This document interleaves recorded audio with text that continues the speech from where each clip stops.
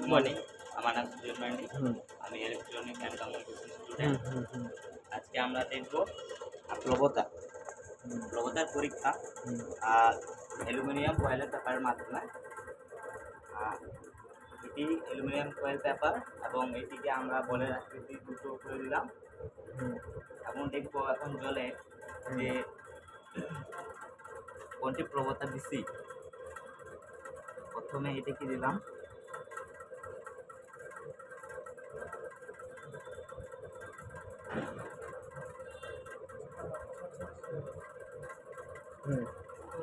আর এবারে এটি ভাসছে না, এটিকে দিলাম,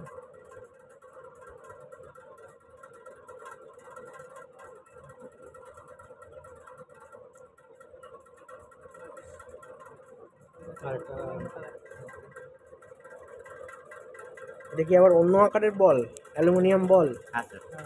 আচ্ছা, একটি ছোট এবং একটি বড় নিয়ে। আচ্ছা,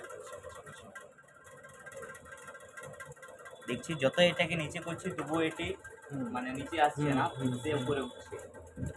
আচ্ছা, এটা কেন হয় কেউ বলো তো দেখি, তুমি বলো তো দেখি এটা কেন হয়? এটা জলে প্রবণতার কারণে। প্লবতা, এটা কি আকার আয়তন পরিবর্তনের জন্য হয়? কেন এটা ব্যাখ্যা করো তো, এখানে কি এমন আকার আয়তনের পরিবর্তন হলো? অমিত, ব্যাখ্যা করো। অ্যালুমিনিয়াম ফয়েল পেপারটা একটু বড় সাইজে নিলে দেখা যাবে এটি প্লাবতা বেশি হওয়ার কারণে কিন্তু ডুবে যাবে, কিন্তু যে একটু সাইজটা ছোটো করে দিয়ে যাবে তখন সেটা জলের উপর ভাসমান হবে। এটা কি ও ঠিক বলছে? আচ্ছা, তুমি আমাকে একটু এখানে এসে দেখাও তো কোনটা বড় আর কোনটা ছোট সাইজ, এই যার জন্য হলো।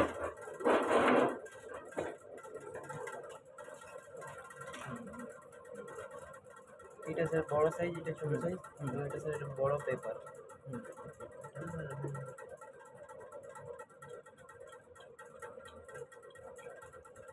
এটা স্যার পেপারটা বড় হওয়ার কারণে জলের যে ফোর্সটা এর উপর বেশি পড়ার কারণে ডুবে যাচ্ছে।